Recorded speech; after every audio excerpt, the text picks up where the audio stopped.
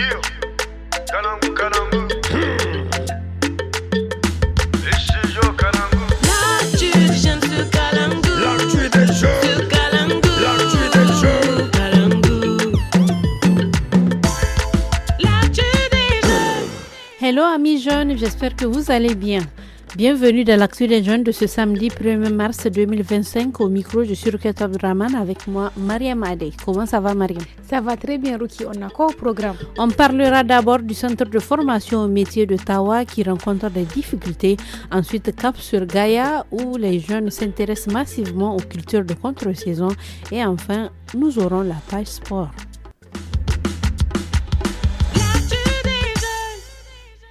À Tawa, le centre de formation au métier appelé communément École de seconde chance qui accueille près de 600 apprenants fait face à des difficultés. En effet, Ruki, selon la directrice du centre, la quasi-totalité des apprenants s'adonnent à des actes de banditisme. C'est pourquoi elle demande aux parents d'accentuer la suivi tant à la maison qu'à l'école. Habsat Abouba explique au micro de Habib Garba. Ce sont leurs enfants, c'est eux qui dorment avec eux. Ils doivent être les premiers à savoir ce que font leurs enfants. Mais il y a beaucoup de parents d'élèves qui ne savent pas dans quelle situation se trouvent ces jeunes-là. Moi, personnellement, avec le temps, je sais reconnaître un enfant qui prend des stupéfiants à travers son comportement. L'année passée, j'avais 499 apprenants. Cette année, j'ai 586 apprenants. À peine nous avons quelques parents parmi eux qui viennent faire l'état d'avancée académique et dans quelle situation se trouvent leurs enfants. Nous voulons que ces parents-là nous aident en veillant sur l'éducation de ces enfants. Nous ne faisons que les accompagner. Autre aspect de cette édition, le transport urbain a toujours joué un rôle central pour la mobilité des citoyens au Niger. Ruki Agadez, ce sont les tricycles communément appelés ADDTA qui règnent en maître sur le secteur. Ces derniers contribuent aussi à l'économie de la commune. Anissé Karim s'est intéressé au sujet. Voici son reportage. Dans la commune urbaine d'Agadez, depuis la disparition de véhicules taxis qui assuraient le transport urbain, ce sont des centaines de tricycles ou ADDTA qui ont pris le relais. Comment les conducteurs de ces engins exercent-ils leur activité? Écoutons Seydou Saleh Moussa, président national de conducteurs de tricycles de passage à Agadez. Le nombre de tricycles atteint 40 000 aujourd'hui au Niger.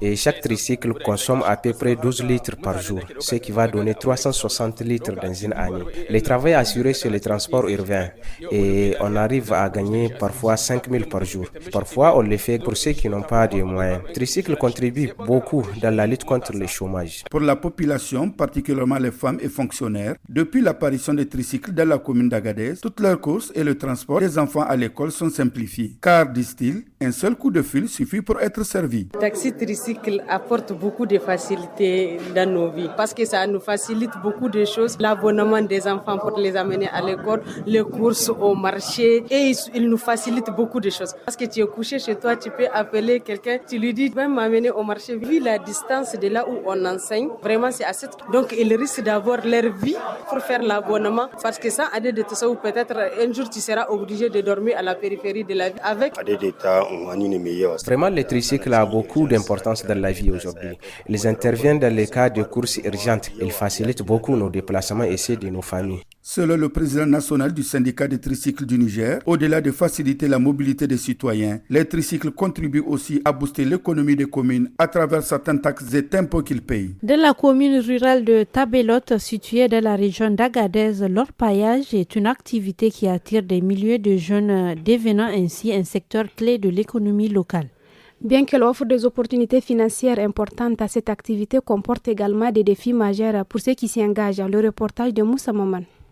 Principalement pratiqué par les jeunes, l'orpaillage constitue une source de revenus importante, comme l'explique Tanko Abdou, un jeune orpailleur du site de Faso dans la commune de Tabelote. Ce qui m'a vraiment motivé à exercer ce métier, comme vous le savez aujourd'hui, l'orpaillage est une activité phare dans la commune de Tabelote. Et cette activité vraiment donne beaucoup concernant l'argent. Et avec cette activité, on reçoit beaucoup de connaissances et ça demande beaucoup parfois. C'est vrai, parfois on atteint l'objectif, on remet met cet argent gagné dans cette activité, parfois on gagne, parfois on perd, c'est ça. Cependant, au-delà de ces bénéfices, les jeunes sont confrontés à plusieurs difficultés liées à cette activité, comme le souligne Sidi Ado, président du conseil communal de la jeunesse de Tabelote. L'orpaillage, surtout qu'il est exercé de manière artisanale, voire traditionnelle. Donc vous savez, ces jeunes-là, ils me connaissent les pratiques qu'il faut pour qu'ils s'en sortent indemnes. Donc souvent, il y a des petites choses qui arrivent. Ces gens-là sont aussi exposés sur les dangers liés à ces poussières-là de l'orpaillage. La sensibilisation au port des équipements de protection individuelle est essentielle pour ces jeunes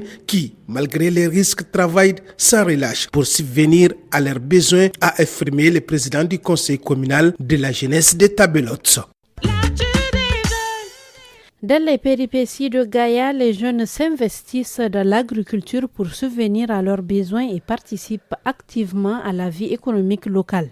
Parmi les cultures figurent aussi celle du moringa, les fruits, les légumes et autres produits consommés pendant le mois béni de Ramadan. Suivez le reportage de Fadel Alou. Parmi les jeunes de Gaïa, certains ont choisi de se consacrer à la culture du moringa, une plante nutritive aux multiples vertus particulièrement prisée pendant le mois de Ramadan. Jibrila Isaka, un jeune agriculteur, en témoigne. Nous sommes à une époque où il ne faut plus rester les bras croisés. C'est pourquoi nous avons cultivé du moringa, qui est maintenant prêt pour la récolte. Cela tombe à point avec le Ramadan. Nous sommes conscients de ses nombreux bienfaits.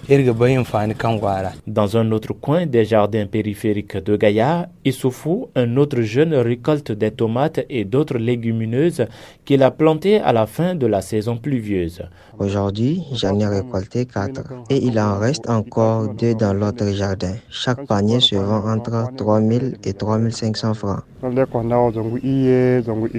Assoumana, lui aussi jeune maraîcher, se consacre entièrement à l'entretien de son jardin fruitier. Pour l'orange, il y a des petits et des grands. Nous continuons à les arroser jusqu'à obtenir un bon résultat. L'objectif est de vendre. Actuellement, le sac d'orange est à 45 000 francs. Bien que la volonté de travailler soit indéniable chez les jeunes de Gaïa, les obstacles restent nombreux. La page sport avec notre chroniqueur du jour. Bienvenue dans la page sport de ce samedi 1er mars 2025. Harouna Doula et ses hommes se préparent pour un test en homme. Selon la page Facebook de la Fédération nigérienne de football, les joueurs du MENA à prime ont rehaussé les crampons dans l'optique de jouer un match international amical le 3 mars 2025 au stade Sultana d'Oman. Le sélectionneur Harouna Doula a présélectionné 33 joueurs pour préparer ce déplacement qui rentre dans le cadre des préparatifs du prochain championnat d'Afrique des Nations CHAN. Merci fidèles auditeurs de nous avoir suivis. C'est la fin de l'actu des jeunes d'aujourd'hui. Le rendez-vous est pris demain dimanche.